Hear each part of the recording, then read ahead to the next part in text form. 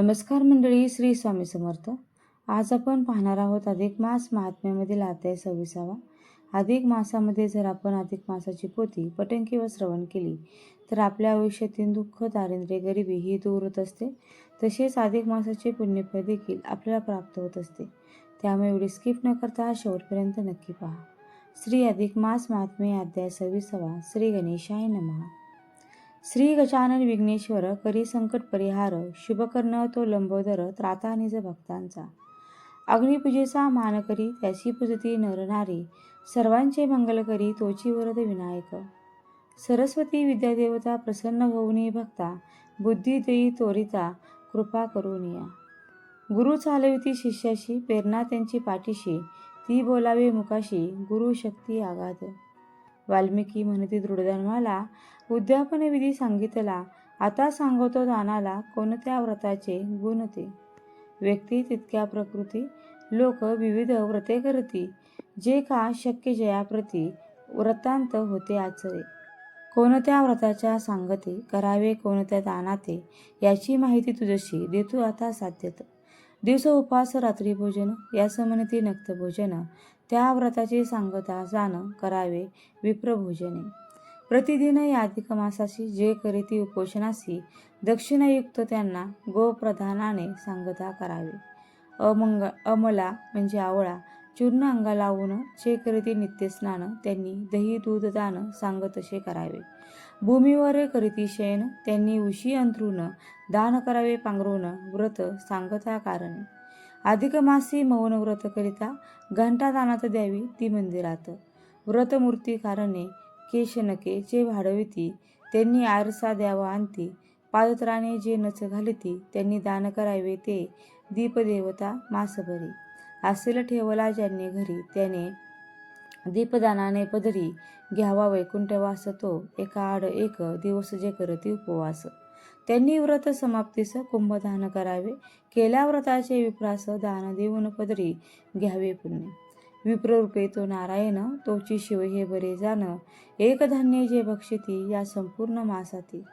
ते अंती वैकुंठा जाती नको शंका मनात, एक वेळा करती भोजन त्यांच्या कामना होती पूर्ण.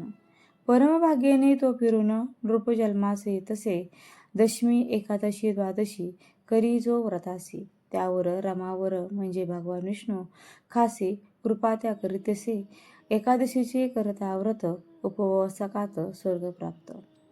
देवताही त्याची पूजिती विष्णू भक्ताशी पावन, वाल्मिकी म्हणती दर्भ जाण सर्व आसनात श्रेष्ठ जाण.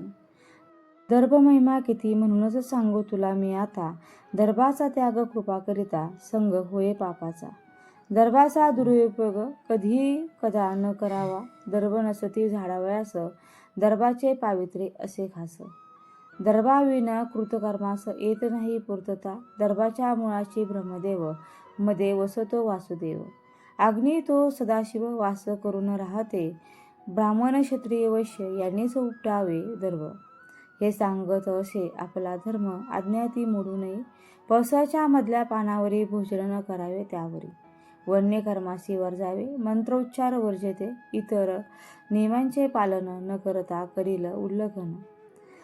तरी नरके जाऊन दीर्घकाळ पडे तो, जरी उन्मत्तपणे न पाळील हे बंधने कोण. तरी नरकवास भोगणे येईल त्याच्या वाट्यास, उद्धाराया अनेक पापाचे शालन एकच उपाय असे जाण. विप्रसेवावे भावे विप्रसेवेला जरी लागून, त्याचे तुटे पापबंधन कृपा करुणी नारायण उद्धार त्याचा करेल. भोजन पण दक्षिणा नाही तरी त्याचा उपयोग नाही, दक्षिणेविन पूर्तता नाही कोणत्या धर्मकार्यास.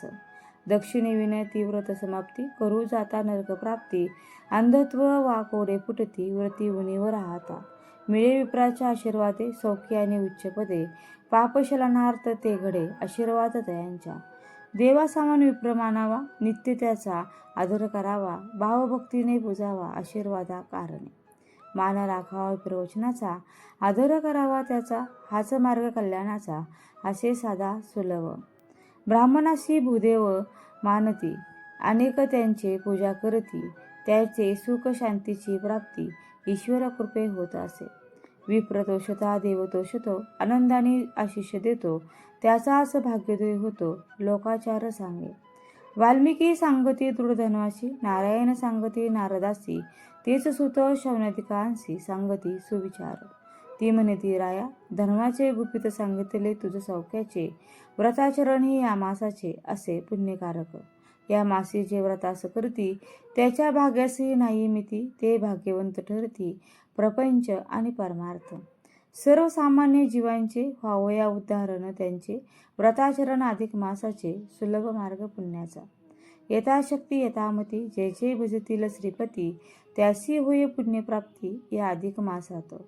3 वर्षांनी एकदा येतो अधिक मास सार्थक करतो, अधिकसे अधिक फलम देतो पुरुषोत्तम मास हा. म्हणून संधी ही भाग्याची, कोणी न दवडावी हातची, नकोय वेळ पश्चातापाची, करा तातडी स्तव. जो हे व्रताचे आख्यान आदरयुक्त करील श्रवण, मर्म त्याचे ध्यानी घेऊन करील आचरण. सोहित त्याच्यावरी तो श्रीहरी निज कृपेची बरसात करे, नका राहू कोणी दुरी या संधीपासून. आदरे जरी हरिसेवा तरी सुखाचा मिळे मेवा, महिमा या मासाचा बरवा अनुभव मी पाहतो. त्या ब्रह्मनारदीय पुराणाचा व्रताख्यान महिमा वर्णनाचा आदे अधिक मास महात्म्याचा पूर्ण इथे झाला असेल. अरुण करिखास स्वीकारा प्राकृत रचनेचा हा 26वा अध्याय हरिचरणास प्रेमभावे समर्पितो. इति श्री ब्रह्मनारदीय पुराणे अधिक मास महात्म्ये 26वा अध्याय समाप्त. श्री पुरुषोत्तम परमोस्तु. ओम नमो भगवते वासुदेवाय. आता आपण या अध्यायाचा मराठी भावार्थ जाणून घेऊया. श्री अधिक मास महात्म्ये अध्याय 26वा. व्रत सांगतेची ताने. वाल्मिकी ऋषी हे राजा दृढधन्वा याला म्हणतात की मी तुला या अधिक मासाचे उद्यापन कसे करायचे ते सांगतो. आता व्रताची सांगता ही कोणत्या दानाने करायची असते त्याबाबत ही माहिती देतो. प्रत्येकाची आवड स्वभाव व प्रकृती वेगवेगळी असते. जो तो आपल्या परीने व्रताचरण करत असतो. काही लोक या मासात दिवसा उपवास करतात आणि रात्री भोजन करतात. याला नक्त भोजन असे म्हणतात. या व्रताची सांगता भोजनास ब्राह्मणास भोजन घालून करावी. जे लोक महिनाभर उपवास करतात त्यांनी गोप्रदान करावे. जे लोक या महिन्यात जमिनीवर झोपण्याचे व्रत करतात त्यांनी अंथरूण पांघरण्याचे दान करावे. ज्या लोकांनी अधिक मासाचे मौन व्रत धारण केले असेल त्यांनी मंदिरात घंटा दान करावी किंवा घंटा बांधावी. ज्यांनी या काळात देवघरात अखंड दिवा ठेवला असेल त्यांनी तो दीप विधिवत पूजन करून विप्रास द्यावा किंवा देव मंदिरात दान करावा. एका आड एक दिवस जे उपवास करतात त्यांनी कुंभदान करावे. या मासात ब्राह्मणाची पूजा करणे, त्यास भोजन दान व दक्षिणा देणे हे अधिक पुण्य देणारे कर्म आहे. जे एकधान्य फराळ करतात ते भाग्यवंत जीवंती वैकुंठात जातात. एकादशीचे व्रत करणारा माणूस हा सर्व देवांना प्रिय होतो. पुढे वाल्मिकी हे राजाला दर्भाचे महत्त्व काय आहे, किती आहे ते सांगतात. दर्भासंदर्भातील काही नियमही सांगतात. तसेच ते या अध्यायात शूद्राचा उद्धार होण्यासाठी त्यांनी काय करावे ते सांगतात. ब्राह्मण वर्गाची सेवा करणे आणि त्यांचा आशीर्वाद मिळवणे हे शूद्राच्या उद्धाराचे माध्यम आहे.